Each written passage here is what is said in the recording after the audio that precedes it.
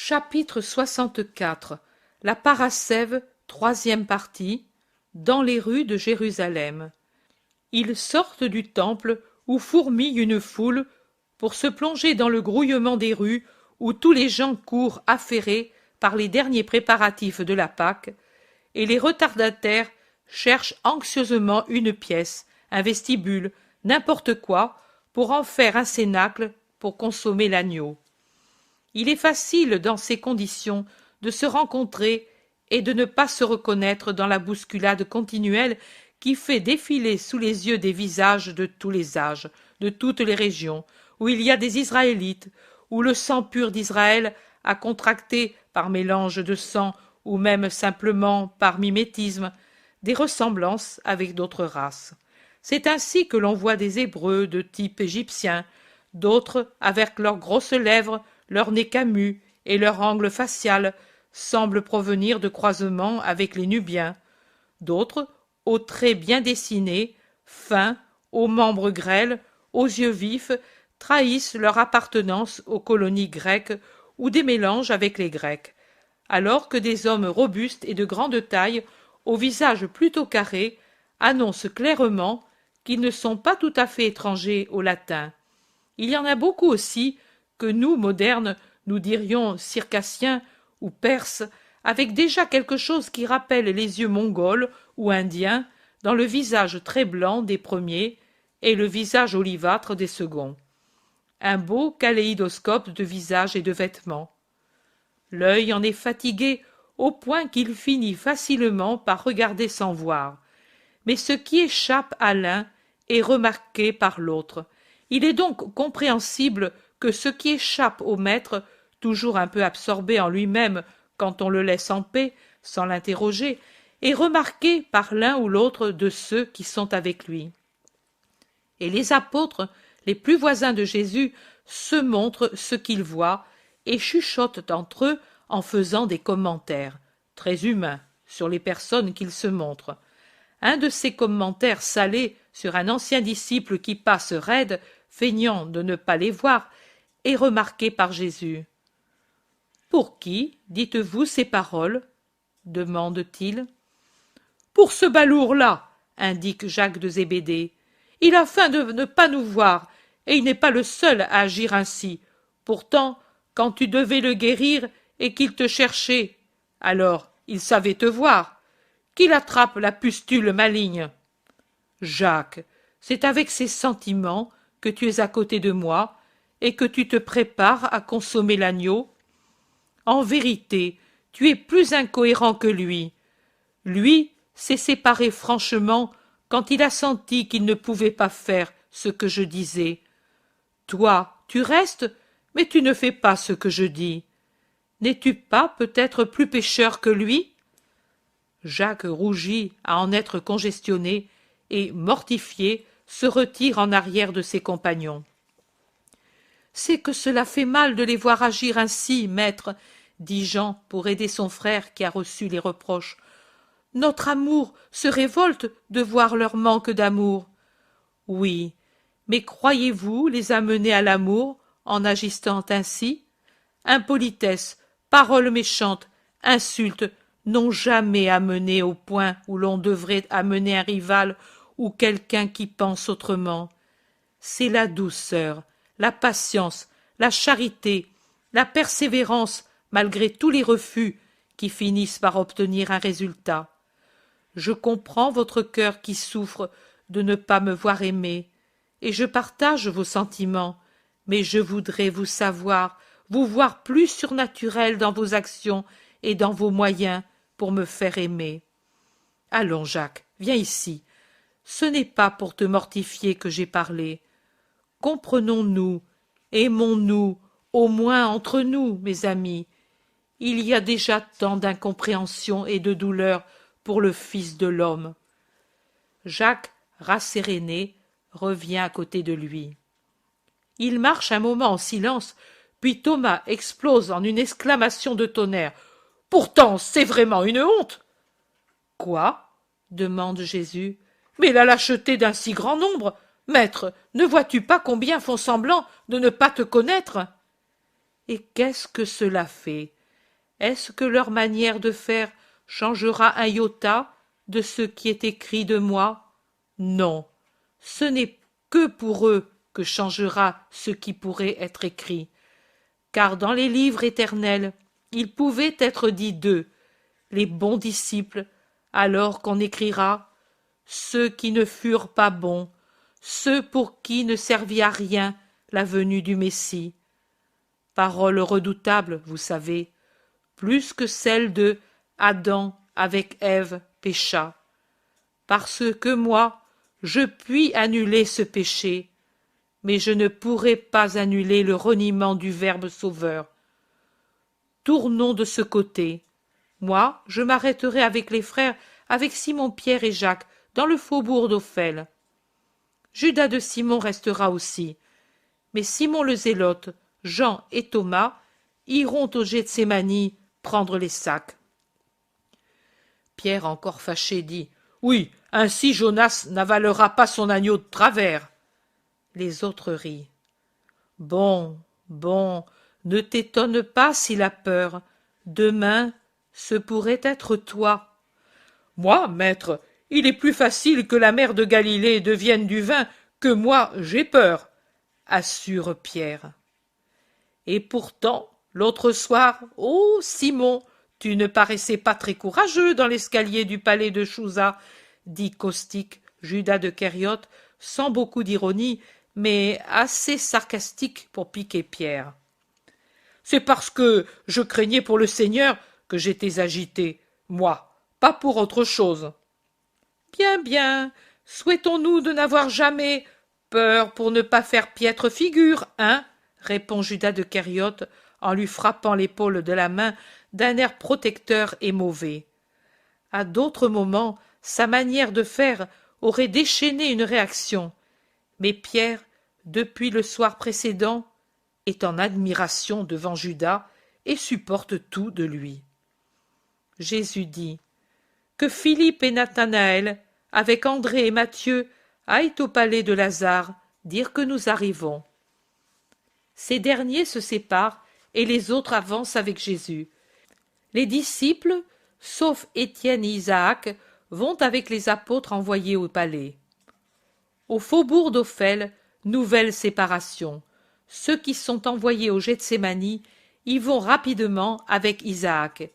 Étienne reste avec Jésus, les fils d'Alphée, Pierre, Jacques et l'Iscariote, et pour ne pas rester arrêtés au carrefour, ils avancent lentement dans la même direction que ceux qui sont allés au Gethsémani. Ils font exactement le raccourci qui, dans la nuit du jeudi saint, sera parcouru par Jésus entre ceux qui le torturent.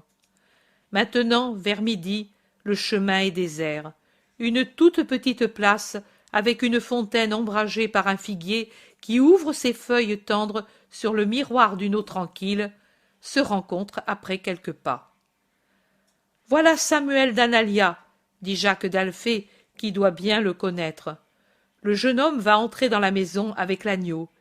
Il est chargé aussi d'autres aliments. « Il s'occupe du repas pascal aussi pour le parent, » observe Jude d'Alphée. « Mais maintenant, s'est-il établi ici? N'était-il pas parti ?» dit Pierre. « Oui, il s'est établi ici. On dit qu'il fréquente la fille de Cléophas, le sandalier. Elle a de l'argent. »« Ah, et alors pourquoi dit-il qu'Analia l'a abandonné ?» demande l'Iscariote. « C'est un mensonge. » L'homme, dit Jésus à Judas de Kériote, s'en sert facilement, et il ne sait pas qu'en agissant ainsi, il se met sur la voie du mal. Il suffit d'un premier pas, d'un pas, pour ne plus pouvoir s'en dégager. C'est de la glu, c'est un labyrinthe, c'est une trappe d'où on ne remonte pas. Dommage, l'homme paraissait si bon l'an dernier, dit Jacques de Zébédée. Oui, moi je croyais vraiment qu'il aurait imité son épouse en se donnant tout entier à toi pour faire un couple angélique à ton service. Je l'aurais juré, répond Pierre.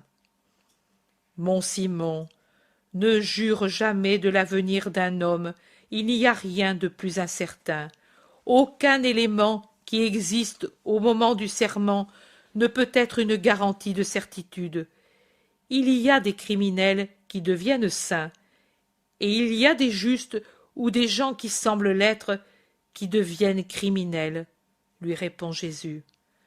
Samuel, pendant ce temps, après être entré dans la maison, en est sorti de nouveau pour aller prendre de l'eau pure à la fontaine. Il voit ainsi Jésus. Il le regarde avec un mépris manifeste et lui lance certainement une insulte. Mais elle est dite en hébreu et je ne la comprends pas.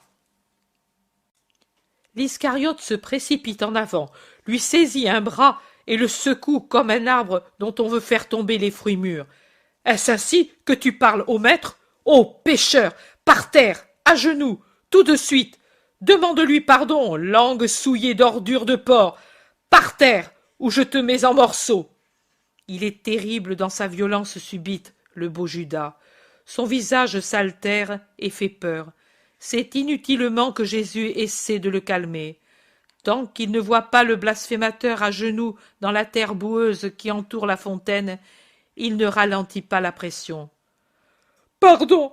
dit entre ses dents le malheureux qui doit être torturé par la tenaille des doigts de Judas, mais il le dit mal, uniquement parce qu'il y est forcé. Jésus répond « Je n'ai pas de rancœur, toi si, malgré ce que tu dis. La parole est inutile si elle n'est pas accompagnée par le mouvement du cœur. Toi, dans ton cœur, tu blasphèmes encore contre moi, et tu es doublement fautif.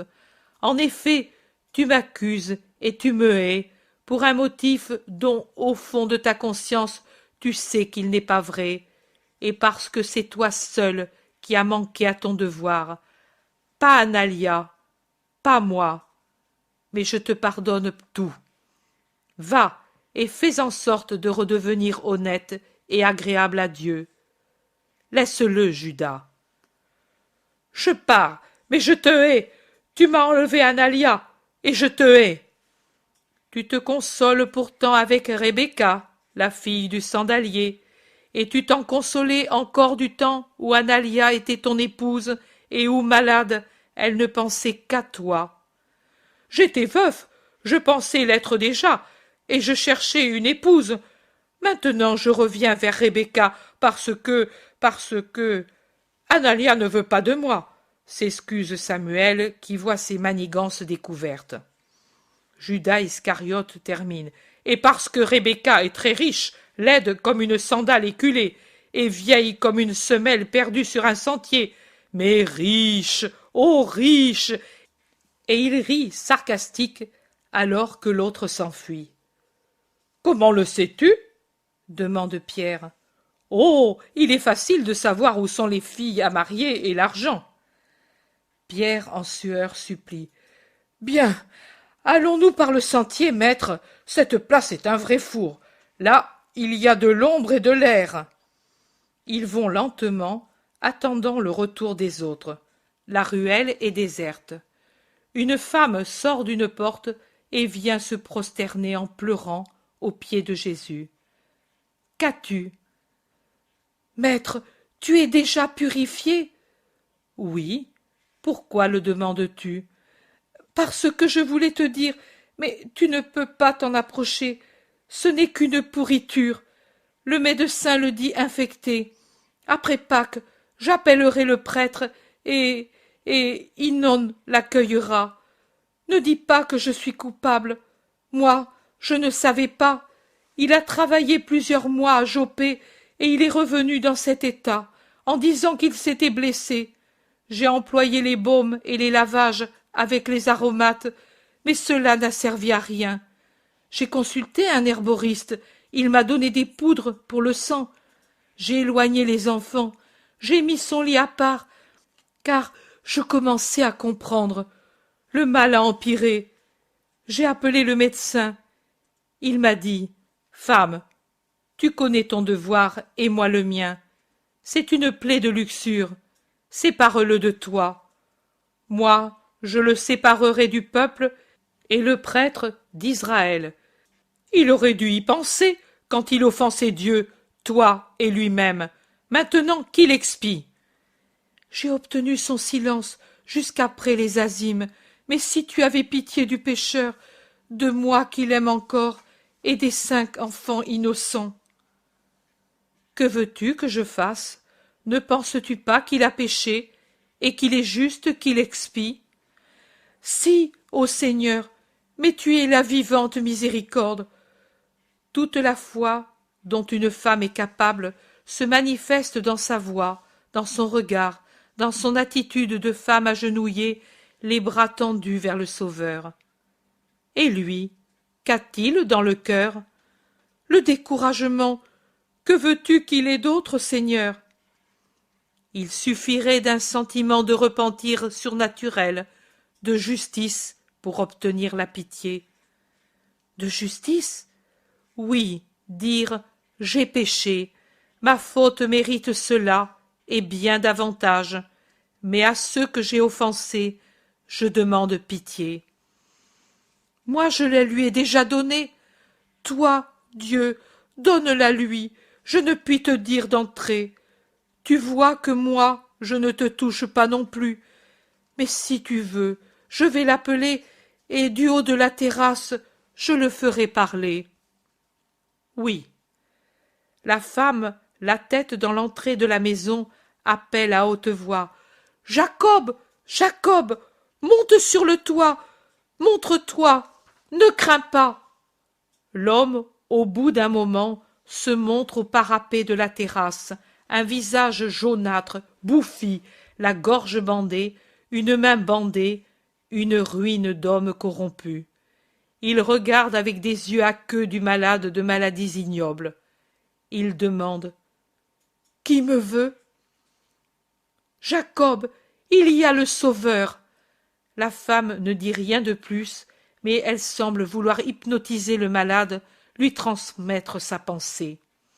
L'homme, soit qu'il sente la pensée de sa femme, soit qu'il ait un mouvement spontané, tend les bras et il dit « Oh, délivre-moi, je crois en toi, il est horrible de mourir ainsi. » Il est horrible de manquer à son propre devoir.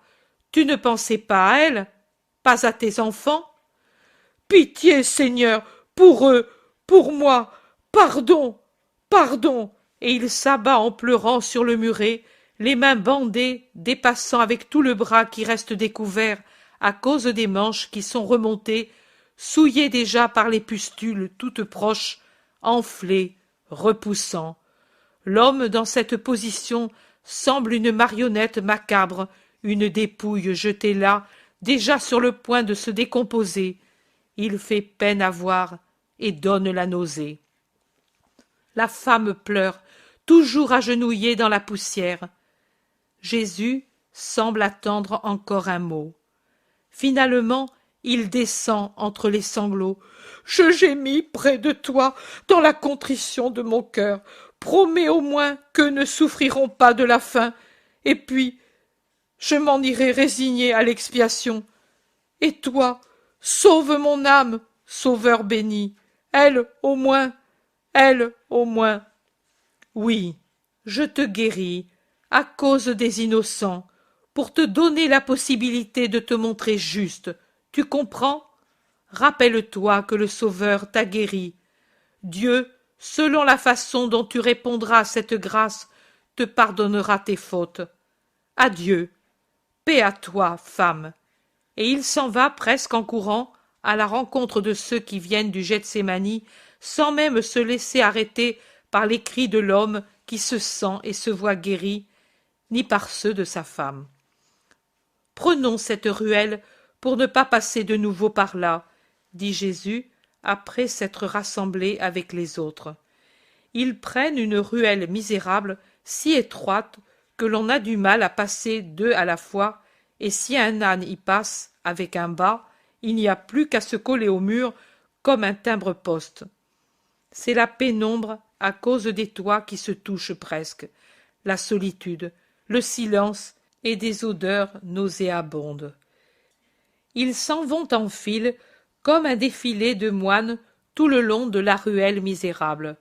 Puis Ils se réunissent sur une petite place remplie de garçons. « Pourquoi as-tu parlé ainsi à cet homme?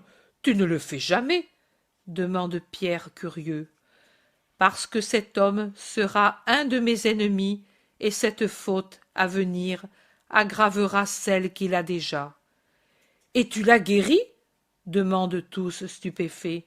« Oui, à cause des petits innocents. »« Il se rendra de nouveau malade ?»« Non.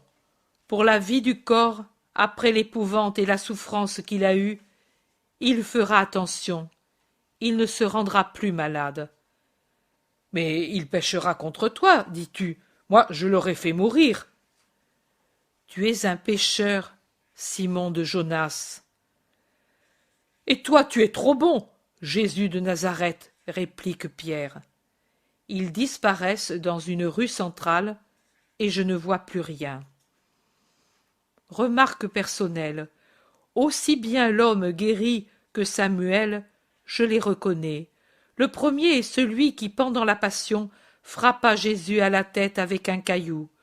Plus que lui, je reconnais sa femme désolée maintenant comme alors, et la maison, qui a une porte facile à reconnaître, car on y accède par 3 marches.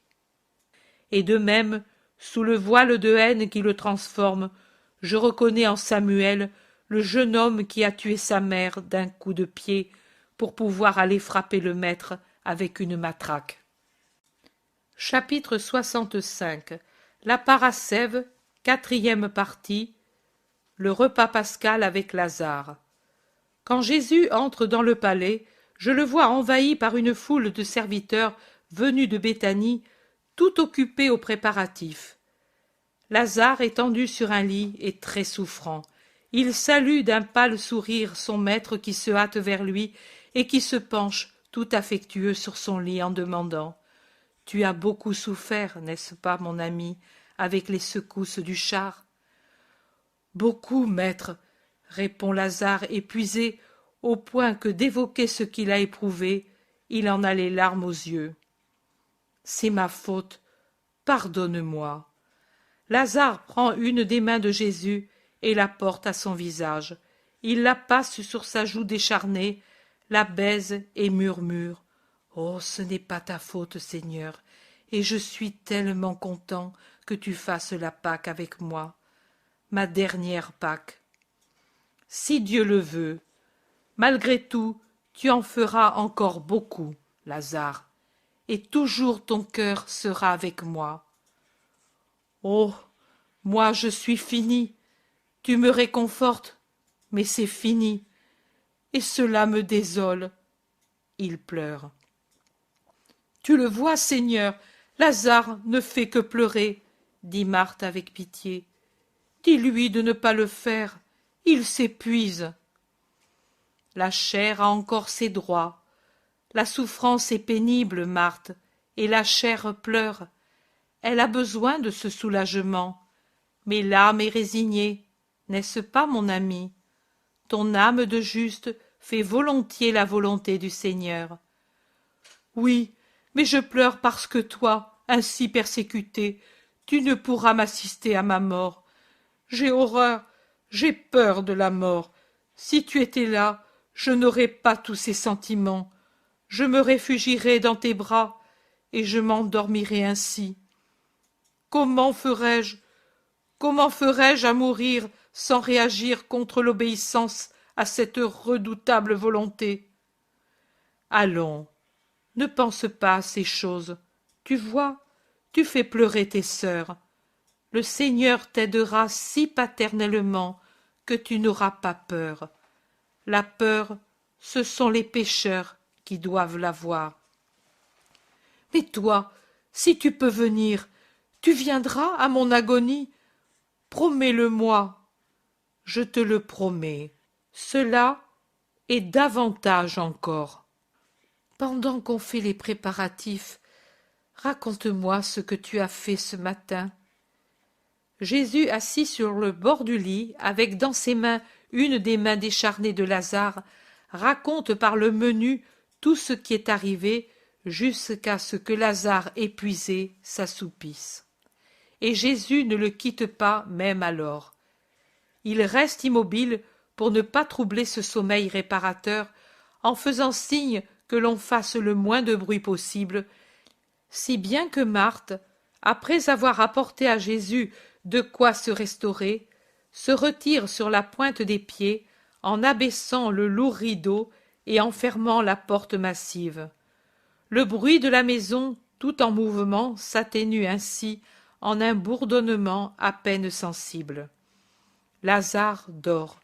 Jésus prie et médite. Les heures passent ainsi jusqu'à ce que Marie vienne apporter un lumignon parce que la nuit arrive et que l'on va fermer les fenêtres. « Il dort encore » murmure-t-elle. « Oui, il est tranquille, cela va lui faire du bien. » Depuis des mois, il n'avait pas tant dormi. Je crois qu'il était très agité par la crainte de la mort. Avec toi auprès de lui, il n'a plus peur. De rien.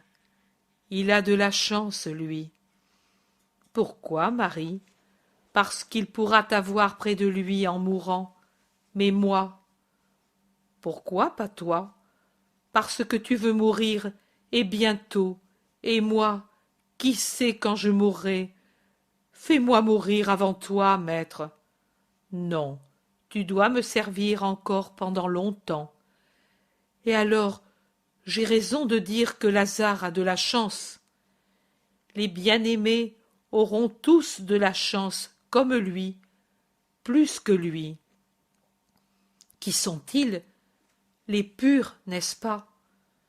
Ceux qui savent aimer totalement. Toi, par exemple, Marie. Ô mon maître! Marie glisse par terre sur la natte multicolore qui couvre le dallage de cette pièce, et elle reste là, dans l'adoration de son Jésus. Marthe, qui la cherche, passe la tête à l'intérieur. « Viens donc, nous devons préparer la salle rouge pour la scène du Seigneur. » Non, Marthe, celle-là, vous la donnerez aux plus humbles, aux paysans de Giocana, par exemple. Mais pourquoi, maître?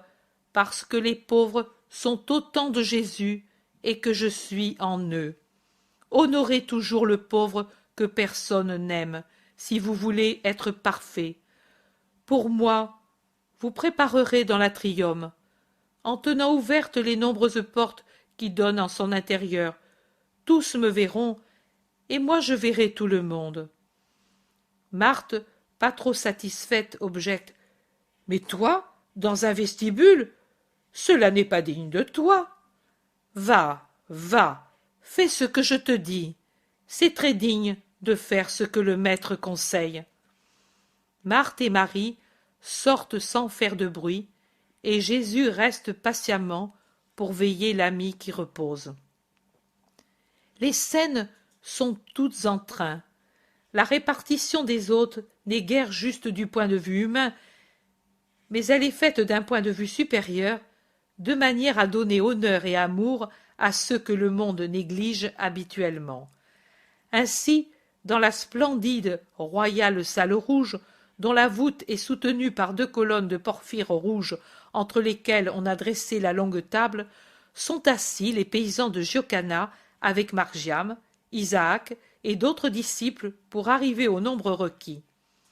Dans la salle où eut lieu le repas le soir précédent, il y a d'autres disciples parmi les plus humbles. Dans la salle blanche, un rêve de candeur, se trouvent les disciples vierges, et avec elles, qui sont seulement 4, il y a les sœurs de Lazare et Anastasica et d'autres jeunes. Mais la reine de la fête, c'est Marie, la Vierge par excellence. Dans la pièce voisine, qui peut-être est une bibliothèque, car elle est garnie de hauts coffres sombres qui peut-être contiennent des rouleaux ou en contenaient, se trouvent les veuves et les épouses, avec à leur tête Élise de Bethsure et Marie d'Alphée, et ainsi de suite. Mais ce qui frappe, c'est de voir Jésus dans l'atrium de marbre. Il est vrai que le goût raffiné des 2 sœurs de Lazare a fait du vestibule carré un véritable salon éclairé, fleuri, plus splendide qu'une salle. Mais c'est toujours un vestibule. Jésus est avec les 12, mais à côté de lui, il y a Lazare, et avec Lazare, il y a aussi Maximin. Les scènes se poursuivent selon le rite, et Jésus rayonne de joie d'être au milieu de tous ses disciples fidèles. Une fois les scènes terminées, après qu'a été consommé le dernier calice, qu'a été chanté le dernier psaume, tous ceux qui étaient dans les différentes salles affluent dans l'atrium, mais ils n'y entrent pas à cause de la table trop encombrante. Allons dans la salle rouge, maître, nous pousserons la table contre le mur, et nous nous tiendrons tous autour de toi, suggère Lazare, et il fait signe aux serviteurs de prendre cette disposition. Maintenant, Jésus, assis au milieu, entre les deux précieuses colonnes, sous un lampadaire qui l'éclaire vivement, élevé sur un piédestal fait de 2 lits sièges qui servaient pour la scène, semble vraiment un roi assis sur son trône au milieu de ses courtisans. Son habit de lin qu'il a mis avant la scène brille comme s'il était fait de fils précieux, et il semble encore plus blanc en se détachant sur le rouge sombre des murs et le rouge lumineux des colonnes. Son visage est vraiment divin et royal pendant qu'il parle ou écoute ceux qui l'entourent. Même les plus humbles, qu'il a voulu très proches, se sentant aimés par les autres comme des frères, parlent avec assurance, en disant leurs espérances et leurs ennuis, avec simplicité et foi. Mais le plus heureux parmi tant d'heureux, c'est le grand-père de Margiam. Il ne quitte pas son petit-fils un seul instant, et il se délecte à le regarder, à l'écouter. De temps à autre, assis près de Margiam qui est debout, il penche sa tête chenue sur la poitrine de son petit-fils qui la caresse. Jésus le voit faire plusieurs fois, et il interpelle le vieillard. « Père, ton cœur est heureux ?»« Oh, bien heureux, monseigneur, et cela ne me semble même pas vrai. Je n'ai plus qu'un désir. »« Lequel ? » ?»« Celui que j'ai dit à mon fils, mais lui ne l'approuve pas. »« Quel désir est-ce ? » ?»« C'est que je voudrais, si possible, mourir dans cette paix, bientôt au moins, car désormais le plus grand bien je l'ai eu. Une créature ne peut en avoir davantage sur la terre. M'en aller, ne plus peiner, aller, comme tu l'as bien dit au temple, Seigneur. Celui qui offre un sacrifice avec le bien des pauvres est comme celui qui égorge un fils sous les yeux de son père. Seule la crainte que tu lui inspires retient Giocana de rivaliser avec Doras. Il est en train de perdre le souvenir de ce qui est arrivé à l'autre. Ses champs prospèrent, et il les fertilise avec notre sueur. La sueur n'est-elle pas peut-être le bien du pauvre, son propre lui-même qui l'épuise dans des fatigues supérieures à ses forces? Il ne nous frappe pas, il nous donne seulement de quoi résister au travail. Mais ne nous exploite-t-il pas plus que des bœufs? Dites-le, vous, mes compagnons. Les paysans anciens et nouveaux de Giocana acquiescent. Pierre demande. Je crains que... Oui, que tes paroles le rendent plus vampire que jamais, et à leur détriment. Pourquoi les as-tu dites, maître? Parce qu'il les méritait déjà. N'est-ce pas, vous, Deschamps? Oh oui, les premiers mois, cela allait bien, mais maintenant c'est pire qu'avant, affirme Miché. Le seau du puits descend par son propre poids, dit sentencieusement le prêtre Jean. Oui, et le loup se lasse vite de faire l'agneau, renchérit Hermas. Les femmes murmurent entre elles, apitoyées. Jésus, les yeux dilatés par la pitié, regarde les pauvres paysans, affligé de son impuissance à les soulager. Lazare dit. J'avais offert des sommes folles pour avoir ces champs et leur donner la paix, mais je n'ai pas réussi à les avoir. Doras me hait, semblable en tout à son père. Eh bien, nous mourrons ainsi, c'est notre sort. Mais il viendra bien, le repos dans le sein d'Abraham, s'exclame Saül, autre paysan de Jocana. Dans le sein de Dieu, fils, dans le sein de Dieu, la rédemption sera accomplie, les cieux seront ouverts, et vous, vous irez au ciel, et voilà qu'au portail, on frappe des coups vigoureux qui retentissent fortement. Toute l'assemblée est en état d'alerte. Qui est-ce? Qui circule un soir de Pâques? Des troupes? Des pharisiens? Des soldats d'Hérode? Mais alors que l'agitation s'étend, apparaît Lévi, le gardien du palais. « Pardonne au rabbi, dit-il, il y a un homme qui te demande. Il est dans l'entrée, il paraît très affligé, il est âgé et me semble être du peuple. Il te veut, toi, et vite. » Pierre dit: « Oh là là, ce n'est pas un soir de miracle, qu'il revienne demain. » Non, toute soirée est une heure de miracle et de miséricorde, dit Jésus, et il se lève et descend de son siège pour aller vers l'atrium. « Tu vas seul? Je viens moi aussi, dit Pierre. « Non, toi reste où tu te trouves. » Il sort à côté de Lévi. Au fond, près du lourd portail, dans l'atrium à demi obscur, car on a éteint les lampes qui éclairaient auparavant, il y a un vieillard très agité. Jésus l'aborde. « Arrête-toi, maître, j'ai peut-être touché un mort, et je ne veux pas te contaminer. Je suis le parent de Samuel, l'époux d'Analia. Nous consommions la scène, et Samuel buvait, buvait, comme il n'est pas permis de le faire. Mais le jeune homme me paraissait fou depuis quelque temps. C'est le remords, Seigneur. À moitié ivre, il disait en buvant de nouveau: « Ainsi je ne me rappelle plus de lui avoir dit que je le hais, car moi, sachez-le, j'ai maudit le rabbi. » Et il me semblait être Caïn, parce qu'il répétait: « Mon iniquité est trop grande, je ne mérite pas le pardon. Il faut que je boive, boire pour ne pas me rappeler. » Car il est dit que celui qui maudit son Dieu portera son péché, et qu'il est passible de mort. Il délirait déjà ainsi, quand est entré dans la maison un parent de la mère d'Analia pour demander raison de la répudiation. Samuel, à moitié ivre, réagit par de mauvaises paroles, et l'homme le menaça de l'amener devant le magistrat pour le tort qu'il fait à l'honneur de la famille. Samuel commença par le gifler. Ils en vinrent aux mains. Moi, je suis vieux, et ma sœur est âgée.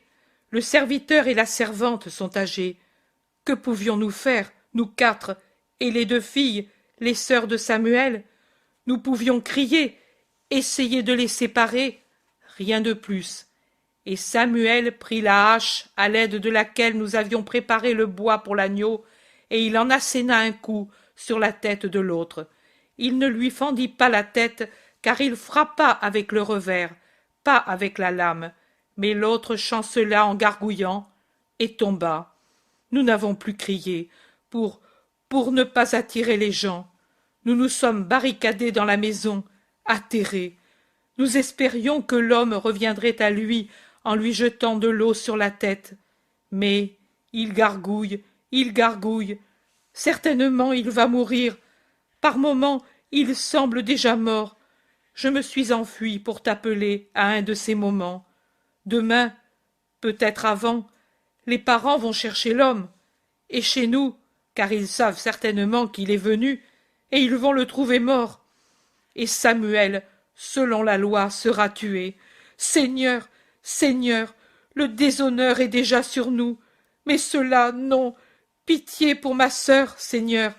Lui t'a maudit, mais sa mère t'aime. Que devons-nous faire? Attends-moi ici. Je viens. Et Jésus revient vers la salle en appelant de la porte: Judas de Kériote, viens avec moi. Où, Seigneur? Dit Judas en obéissant aussitôt. Tu vas le savoir. Vous, restez en paix et amour. Nous serons bientôt de retour. Ils sortent de la salle, du vestibule, de la maison. Les rues désertes et sombres sont vite parcourues. Ils arrivent à la maison fatale. La maison de Samuel? Pourquoi? Silence, Judas. Je t'ai pris parce que j'ai confiance en ton bon sens. Le vieillard s'est fait reconnaître. Ils entrent.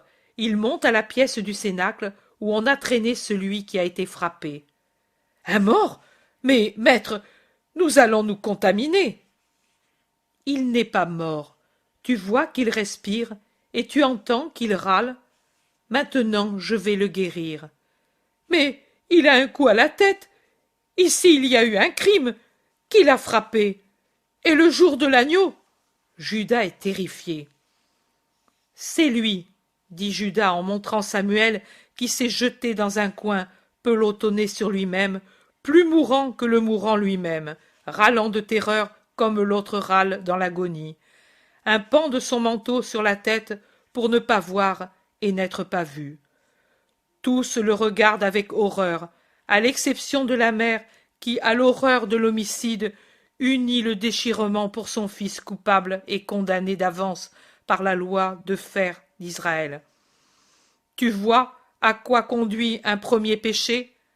À cela, ô Judas. Il a commencé par être parjure à sa femme, puis à Dieu. Puis il est devenu calomniateur, menteur, blasphémateur. Puis il s'est adonné au vin, et maintenant il est homicide. C'est ainsi que l'on devient la possession de Satan, ô Judas. Garde-en toujours le souvenir. Jésus est terrible alors que les bras tendus, il montre Samuel. Mais ensuite, il regarde la mère qui, appuyée à la fenêtre, peine à rester debout, secouée par un tremblement et qui paraît près de mourir. Et Jésus dit avec tristesse, « Et ainsi, ô Judas, les mères sont tuées sans autre arme que celle du crime de leur fils, les pauvres mères. C'est pour elles que j'ai pitié des mères, moi le fils qui ne verra pas de pitié pour sa mère. » Jésus pleure. Judas le regarde stupéfait. Jésus se penche sur le mourant et lui met une main sur la tête. Il prie. L'homme ouvre les yeux. Il paraît un peu ivre, étonné, mais bientôt il revient à lui. Il s'assoit en appuyant ses poings au sol. Il regarde Jésus, il demande « Qui es-tu » ? Jésus de Nazareth. « Le Saint ? Pourquoi es-tu auprès de moi ? Où suis-je ? Où est ma sœur et sa fille ? Qu'est-il arrivé ?» Il cherche à se rappeler.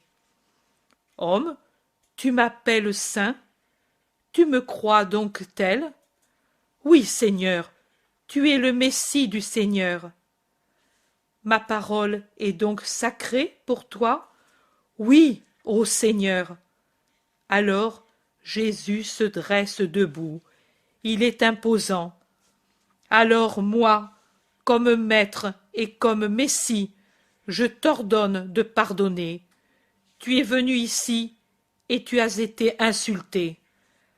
Ah, Samuel, oui, la hache, je le dénonce, dit-il en se levant. Non. Pardonne au nom de Dieu. C'est pour cela que je t'ai guéri. Tu as à cœur la mère d'Analia, parce qu'elle a souffert. Celle de Samuel souffrirait plus encore. Pardonne. L'homme tergiverse quelque peu. Il regarde celui qui l'a frappé avec une rancœur visible. Il regarde la mère angoissée. Il regarde Jésus qui le domine. Il ne sait pas se décider. Jésus lui ouvre les bras et l'attire sur sa poitrine en disant « Par amour pour moi !» L'homme se met à pleurer. Être ainsi dans les bras du Messie, sentir son haleine dans ses cheveux et un baiser là où il avait reçu le coup, il pleure, il pleure. « Oui, n'est-ce pas, dit Jésus, tu pardonnes par amour pour moi. Ô bienheureux les miséricordieux, pleure, pleure sur mon cœur, que sorte avec les pleurs toute rancœur. Tout nouveau, tout pur, voilà, ainsi, doux, ô doux, comme doit l'être un fils de Dieu. L'homme lève son visage et, en pleurant, il dit « Oui, oui, ton amour est si doux. Elle a raison, Analia. Maintenant je la comprends. Femme, ne pleure plus. Le passé est passé. Personne ne saura rien de ma bouche. Jouis de ton fils retrouvé, s'il peut te donner de la joie. Adieu, femme, je retourne chez moi. » Et il va sortir. Jésus lui dit « Je viens avec toi, homme. Adieu, mère. Adieu, Abraham. Adieu, mes filles. » Pas un mot pour Samuel, qui, de son côté, ne trouve pas de mots. La mère lui enlève de la tête le manteau et, par réaction de ce qui s'est passé, elle se jette sur son fils. « Remercie ton sauveur, âme dure. Remercie-le, indigne que tu es. » Laisse-le, laisse-le, femme. Sa parole serait sans valeur. Le vin le rend stupide et son âme est fermée. Prie pour lui. Adieu. Il descend l'escalier et rejoint sur la route Judas et l'autre. Il se dégage du vieil Abraham qui veut lui baiser les mains et se met à marcher rapidement dans la clarté de la lune qui se lève. « Tu habites loin ?» demande-t-il à l'homme. « Au pied de Moria. »« Alors, nous devons nous séparer. »« Seigneur, tu m'as conservé à mes enfants, à mon épouse, à la vie. Que dois-je faire pour toi ? » Être bon, pardonner et te taire. Jamais, pour aucune raison, tu ne dois dire un mot de ce qui est arrivé. Tu le promets ? Je le jure sur le temple sacré, bien que je souffre de ne pouvoir dire que tu m'as sauvé. Sois juste, et moi je sauverai ton âme, et cela tu pourras le dire. Adieu, homme, la paix soit avec toi. L'homme s'agenouille, salue, ils se séparent. Quelle chose, dit Judas maintenant qu'ils sont seuls. Oui, horrible Judas, toi non plus, tu n'en parleras pas. Non, Seigneur, mais pourquoi as-tu voulu que je sois avec toi? Tu n'es pas content de ma confiance?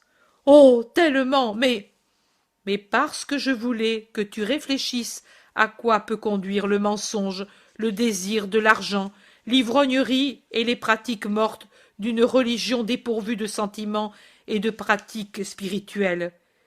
Et qu'était le repas symbolique pour Samuel? Rien, une ripaille, un sacrilège. Et c'est pendant ce repas qu'il devint homicide.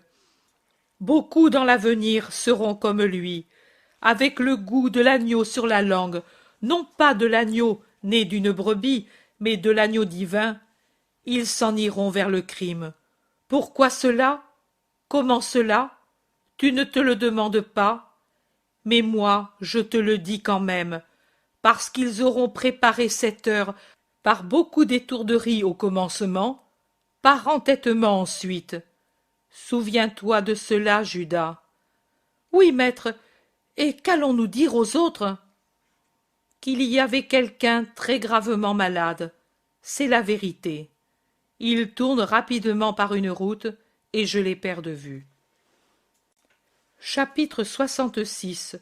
Le samedi des Azimes. Un grand nombre de disciples, hommes et femmes, ont pris congé pour revenir aux maisons où ils logent ou pour reprendre les chemins par lesquels ils étaient venus.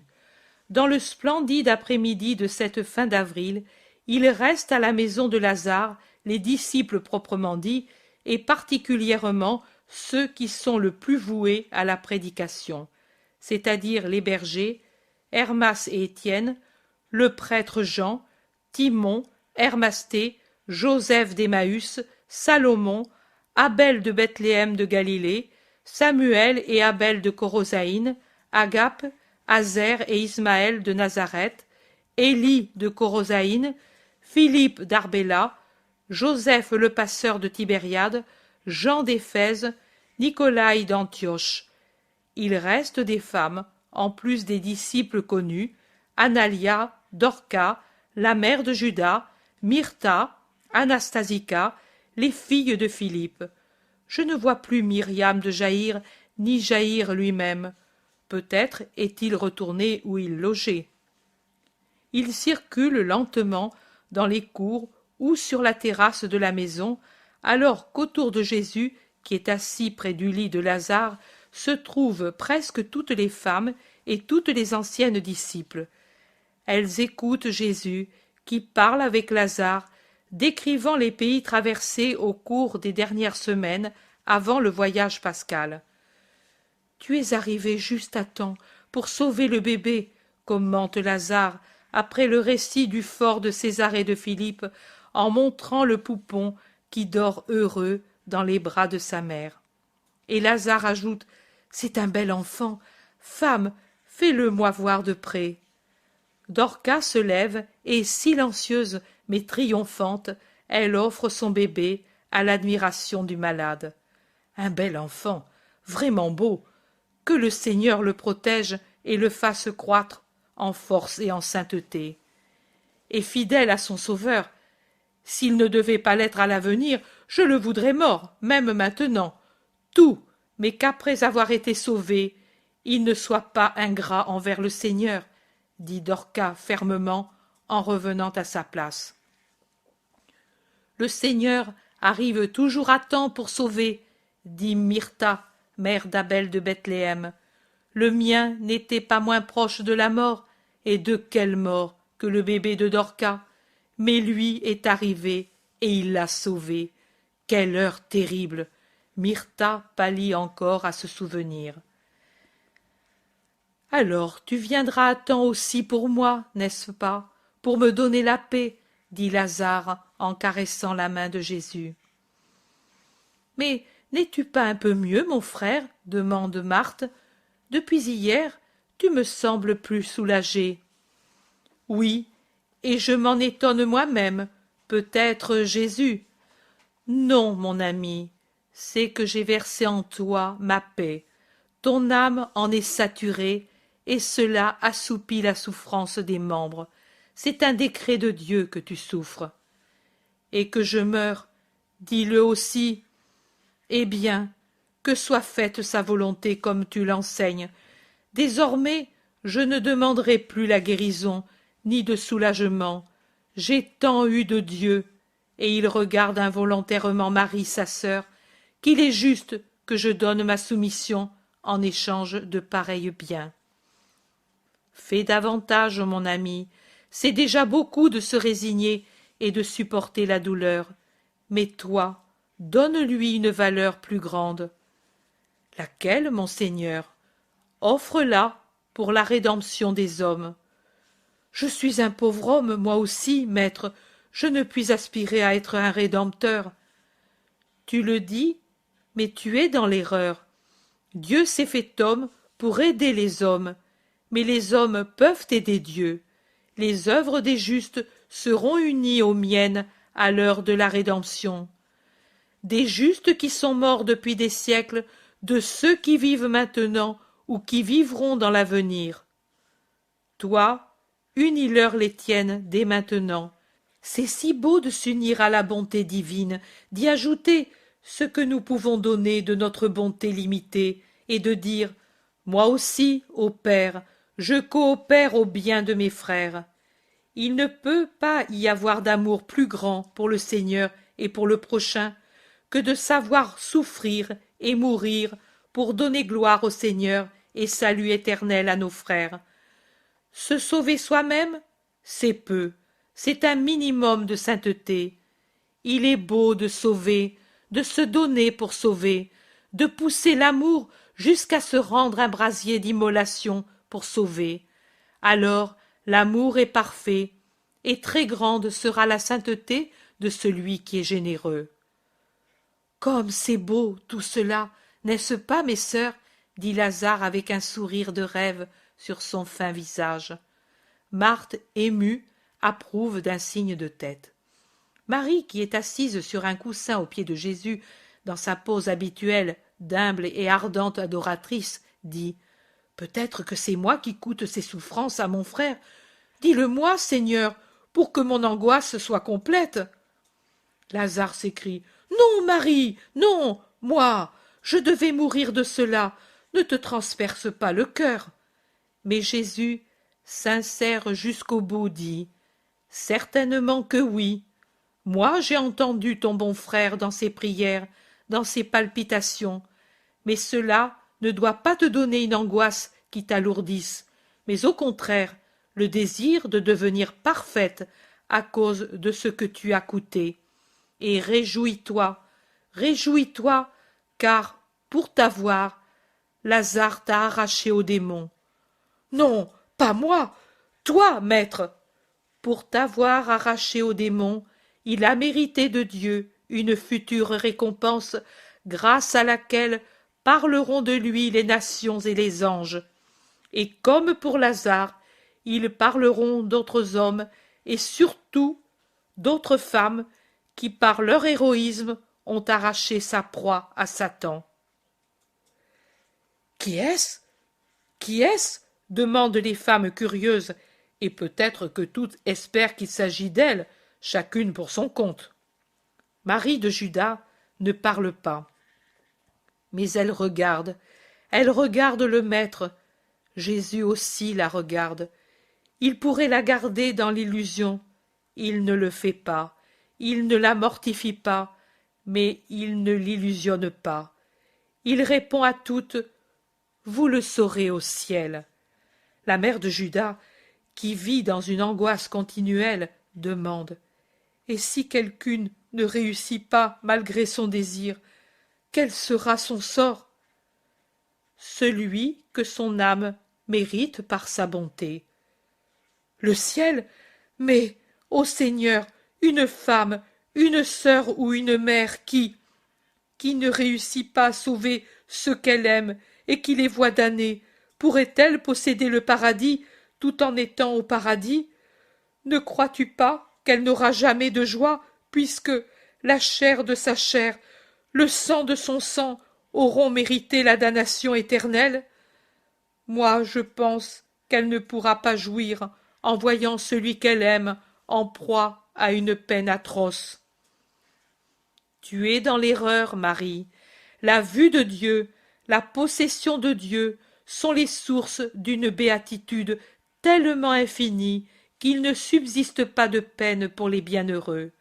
Actifs et attentifs pour aider ceux qui peuvent encore être sauvés, ils ne souffrent plus pour ceux qui sont séparés de Dieu et séparés d'eux-mêmes, qui sont en Dieu. La communion des saints existe pour les saints. Mais s'ils aident ceux qui peuvent être encore sauvés, c'est signe que ces derniers ne sont pas encore saints, objecte Pierre. Mais ils ont la volonté, au moins passive, de l'être.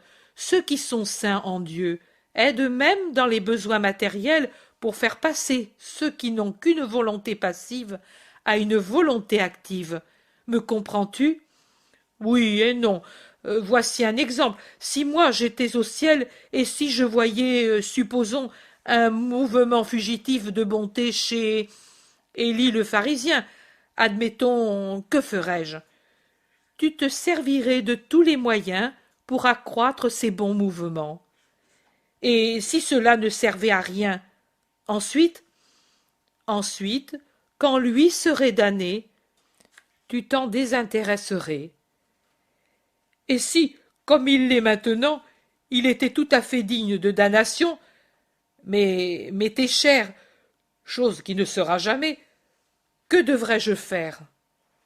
Avant tout, sache que tu risques de te damner en disant qu'il ne t'est pas cher et qu'il ne le sera jamais.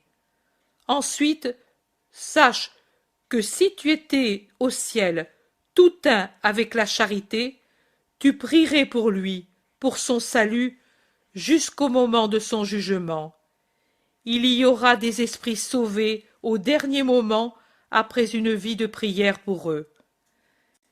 Il entre un serviteur qui dit « Manaan est venu, il veut voir le maître. » Qu'il vienne, il veut certainement parler de choses sérieuses. Les femmes, par discrétion, se retirent, et les disciples les suivent. Mais Jésus rappelle Isaac, le prêtre Jean, Étienne et Hermas, et Matthias et Joseph, des bergers disciples. Il est bien que vous qui êtes des disciples, vous soyez au courant, explique-t-il. Manahan entre, et il s'incline. La paix à toi, dit Jésus pour le saluer. La paix à toi, maître. Le soleil se couche. Mes premiers pas après le sabbat sont pour toi, mon Seigneur. Tu as eu une bonne Pâque? Bonne. Il ne peut y avoir rien de bon là où se trouvent Hérode et Hérodiade.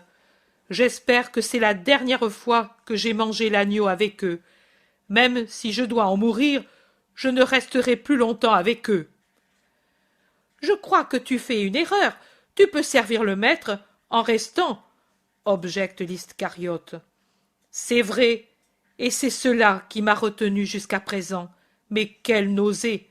Chouza pourrait me remplacer. Barthélemy fait remarquer. Chouza, ce n'est pas Manahan. Chouza est... Oui, lui sait mener sa barque. Il ne critiquerait jamais son maître. Toi, tu es plus franc. Cela est vrai, et c'est vrai ce que tu dis. Chouza est un courtisan. Il subit la fascination de la royauté. Royauté, que dis-je, de la fange royale, mais il lui semble être roi parce qu'il est avec le roi, et il a peur de la disgrâce royale. L'autre soir, il était comme un chien battu. C'est presque en rampant qu'il apparut devant Hérode, qu'il avait appelé après avoir entendu les lamentations de Salomé chassée par toi. Chouza a passé un mauvais quart d'heure. On lisait sur son visage le désir de se sauver à tout prix, même en t'accusant, en te donnant tort. Mais Hérode, il voulait seulement rire aux dépens de la jeune fille dont il a désormais la nausée, comme il a la nausée de sa mère. Et il riait comme un fou en entendant répéter tes paroles par Chouza. Il répétait « Trop, trop doux encore pour cette jeune !» et il disait un mot si grossier que je ne te le répète pas. Il aurait dû piétiner son sein avide, mais il se serait contaminé. Et il riait. Puis, devenant sérieux, il dit « Pourtant, l'affront mérité par la femme n'est pas permis pour la couronne. Je suis magnanime, c'est son idée fixe de l'être, et comme personne ne lui dit, il le dit de lui-même. Et je pardonne au rabbi, parce qu'il a dit à Salomé la vérité. Mais pourtant, je veux qu'il vienne à la cour pour lui pardonner tout à fait. Je veux le voir, l'entendre, et lui faire opérer des miracles. Qu'il vienne, et je me ferai son protecteur. » C'est ainsi qu'il parlait l'autre soir, et Chouza ne savait que dire. Au monarque, il ne voulait pas dire non. Il ne pouvait pas dire oui, car tu ne peux certainement pas accéder aux volontés d'Hérode. Aujourd'hui, il m'a dit, tu vas certainement le trouver. Dis-lui ma volonté. Je la dis, mais je connais déjà la réponse. Dis-la moi pourtant, pour que je puisse la transmettre. Non. Un non qui paraît un coup de foudre. Ne vas-tu pas t'en faire un ennemi trop puissant? Demande Thomas. Un bourreau même. Mais je ne puis que répondre non. Il nous persécutera. Manahan, haussant les épaules, dit « Oh, d'ici 3 jours, il ne s'en souviendra plus. » Puis il ajoute « On lui a promis des mimes. Elles vont arriver demain, et il oubliera tout. » Le serviteur revient. « Maître, il y a Nicodème, Joseph et d'autres pharisiens et chefs de Sanhédrin. Ils veulent te saluer. » Lazare regarde Jésus, l'air interrogateur. Jésus comprend. « Qu'ils viennent, je les saluerai volontiers. » Peu après, entre Nicodème, Joseph, Éléazar, le juste du banquet d'Ismaël, Jean, celui du lointain banquet d'Arimathie, un autre que j'entends appeler Josué, un Philippe, un Jude et le dernier Joachim. Les salutations n'en finissent plus. Heureusement que la pièce est vaste, autrement, Comment ferait-il pour déployer tant d'inclinations et d'embrassades et de luxueux manteaux? Mais si grande qu'elle soit, elle est vite comble et les disciples s'esquivent. Il ne reste plus que Lazare avec Jésus. Peut-être aussi il ne leur paraît pas indiqué de se trouver sous le feu de tant de pupilles sanédristes. Nous savons que tu es à Jérusalem, ô Lazare, et nous sommes venus, dit celui qu'on appelle Joachim. J'en suis étonné et réjoui. Parfois je ne me rappelais plus ton visage, dit Lazare un peu ironique. Mais tu sais, on voulait toujours venir, mais tu étais disparu. Et il ne semblait pas vrai que je l'étais. Il est très difficile, en effet, de venir chez un malheureux. Non, ne dis pas cela. Nous respections ton désir, mais maintenant que... N'est-ce pas, Nicodème? Oui, Lazare, les anciens amis reviennent, désireux d'avoir de tes nouvelles et de vénérer le rabbi. Quelles nouvelles m'apportez-vous? Voilà, les choses ordinaires. Le monde... Oui, il regarde du côté de Jésus qui est droit sur son siège, un peu absorbé. Comment donc tous ensemble aujourd'hui, alors que le sabbat est à peine fini? Il y a eu une assemblée extraordinaire. Aujourd'hui. Pour quelle raison si urgente? Ceux qui sont présents regardent Jésus de manière significative, mais lui est absorbé. Plusieurs motifs, répond-il ensuite. Et qui ne concernent pas le rabbi? Si, Lazare, lui aussi, mais un grave fait a été jugé aussi pendant que les fêtes nous ont tous rassemblés dans la ville, explique Joseph d'Arimathie. Un fait grave? Lequel? Une erreur de jeunesse. Oui, une discussion violente parce que... Rabbi, écoute-nous. Tu es parmi des gens honnêtes. Même si nous ne sommes pas disciples, nous ne sommes pas des ennemis. Dans la maison d'Ismaël, tu m'as dit que je ne suis pas loin de la justice, dit Éléazar.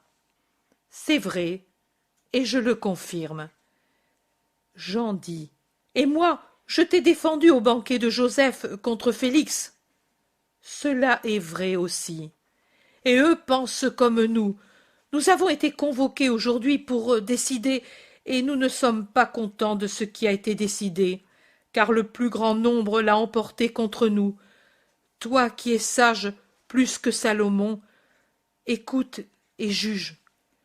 Jésus les pénètre de son regard profond, puis il dit, parlez. Sommes-nous sûrs de n'être pas entendus, car c'est une chose horrible, dit celui qui a nom Jude. Ferme la porte et le rideau, et nous serons dans un tombeau, lui répond Lazare. Philippe demande, Maître, hier matin, tu as dit à Éléazar d'Anna de ne pas se contaminer pour aucune raison. Pourquoi le lui as-tu dit? Parce qu'il fallait le dire. Lui se contamine, mais pas moi. Les livres sacrés le disent. C'est vrai, mais comment sais-tu qu'il se contamine? Peut-être la jeune fille t'a parlé avant de mourir, demande Éléazar. Quelle jeune fille? Celle qui est morte après avoir été violentée, et avec elle sa mère. On ne sait pas si c'est la douleur qui les a tuées, ou si elles se sont tuées, ou si on les a empoisonnées pour les empêcher de parler. Moi, je ne savais rien de tout cela. Je voyais l'âme corrompue du fils d'Anna. J'en sentais la puanteur. J'ai parlé. Je ne savais ni ne voyais rien d'autre. Lazare intéressé demande, mais qu'est-il arrivé? Il est arrivé qu'Éléazar d'Anna a vu une jeune fille, fille unique d'une veuve, et il l'a attirée, soi-disant pour lui commander du travail, parce que pour vivre elle travaillait dans le vêtement, et il en a abusé. La jeune fille est morte 3 jours après, et la mère avec elle. Mais avant de mourir, malgré les menaces reçues, elles ont tout dit à leur unique parent. Et lui est allé chez Anna porter l'accusation, Et non content de cela, il l'a dit à Joseph, à moi, à d'autres. Anna l'a fait saisir et jeter en prison. De là, il ira à la mort ou restera toujours prisonnier. Aujourd'hui, Anna a voulu savoir ce que nous en pensions, dit Nicodème. Joseph murmure. Il ne l'aurait pas fait s'il n'avait pas su que nous savions déjà. Oui, après un semblant de vote, un simulacre de jugement, on a décidé de l'honneur et de la vie de 3 malheureux et de la punition du coupable, dit pour finir Nicodème. Eh bien, c'est naturel, nous qui avons voté pour la liberté de l'homme et la punition d'Éléazar, nous avons été menacés et chassés comme injustes. Toi, qu'en dis-tu? Que Jérusalem m'inspire du dégoût, et qu'à Jérusalem, l'abcès le plus fétide, c'est le temple, prononce lentement et d'une voix terrible Jésus. Et il termine, rapportez-le donc à ceux du temple. Et Gamaliel, qu'a-t-il fait? Demande Lazare. Dès qu'il a connu le fait, il s'est couvert le visage et il est sorti en disant que vienne vite le nouveau Samson pour faire périr les Philistins corrompus. Il a bien parlé, mais bientôt il viendra. Un silence. Et de lui, on n'a pas parlé? Demande Lazare en montrant Jésus. Oh si, avant tout le reste, on a rapporté que tu as déclaré mesquin le royaume d'Israël, et par conséquent, on t'a déclaré blasphémateur, sacrilège même, car le royaume d'Israël appartient à Dieu. Ah oui, et comment le pontife a-t-il appelé celui qui a violé une vierge, celui qui a souillé son ministère? Répondez, demande Jésus. Lui, c'est le fils du grand prêtre, car Anna est toujours le vrai roi là-dedans, dit Joachim intimidé par la majesté de Jésus qui est en face de lui, debout, le bras tendu. Oui, le roi de la corruption. Et vous voulez que je n'appelle pas mesquin un pays où nous avons un tétrarque souillé et homicide, un grand prêtre complice de celui qui a violé et assassiné? Peut-être la jeune fille s'est tuée ou est morte de douleur, murmure Éléazar. Elle a toujours été assassinée par celui qui l'a violée. Et maintenant, n'est-ce pas une troisième victime que l'on fait en gardant le parent prisonnier pour qu'il ne parle pas? Et ne profane-t-on pas l'autel en l'approchant souillé de tant de crimes? Et n'étouffe-t-on pas la justice en imposant le silence aux justes trop peu nombreux du Sanhédrin? Oui, qu'il vienne vite le nouveau Samson, et qu'il abatte ce lieu profané, qu'il extermine pour guérir. Moi, à cause du vomissement que me fait éprouver la nausée, non seulement j'appelle mesquin ce malheureux pays, mais je m'éloigne de son cœur pourri, rempli de crimes sans nom, foyer de Satan.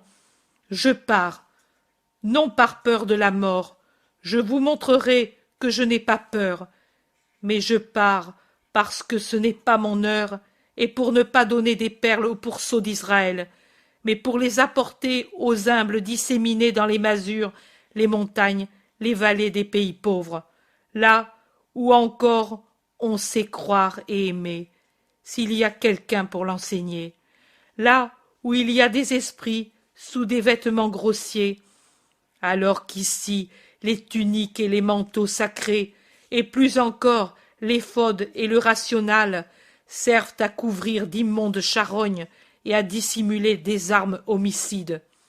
Dites-leur qu'au nom du Dieu vrai, je les voue à la condamnation, et que, nouveau Michel, je les chasse du paradis, et pour toujours, eux qui veulent être des dieux et qui sont des démons. Il n'est pas besoin qu'ils soient morts pour être jugés. Ils le sont déjà, et sans rémission. Les imposants membres du Sanhédrin et les pharisiens semblent devenus tout petits tant ils se rencognent devant la colère terrible du Christ, qui paraît, au contraire, devenir un géant, tellement ses regards sont fulgurants et ses gestes violents. Lazare gémit. « Jésus! Jésus! Jésus !» Jésus l'entend, et changeant de ton et d'aspect, il dit: « Qu'as-tu, mon ami? Oh, ne sois pas si terrible, ce n'est plus toi. Comment avoir espoir dans la miséricorde si toi tu te montres si terrible? Et pourtant c'est ainsi, et plus encore je le serai quand je jugerai les 12 tribus d'Israël. Mais rassure-toi, Lazare, celui qui croit dans le Christ est déjà jugé. » Il se rassoit. Un silence. Finalement, Jean demande: « Et nous, pour avoir préféré les reproches aux mensonges contre la justice, comment serons-nous jugés? » Avec justice, persévérez, et vous parviendrez là où Lazare se trouve déjà, dans l'amitié de Dieu. Il se lève. « Maître, nous nous retirons. Paix à toi. Et à toi, Lazare. » « Paix à vous. Que ce qu'on a dit reste ici, » supplient plusieurs. « Ne craignez pas. Allez, que Dieu vous guide dans toute votre conduite. » Ils sortent. Restent seulement Jésus et Lazare. Après un moment, ce dernier dit: « Quelle horreur !» « Oui, quelle horreur ! Lazare, je vais préparer mon départ de Jérusalem. Je serai ton hôte à Béthanie jusqu'à la fin des azymes. » Et il sort.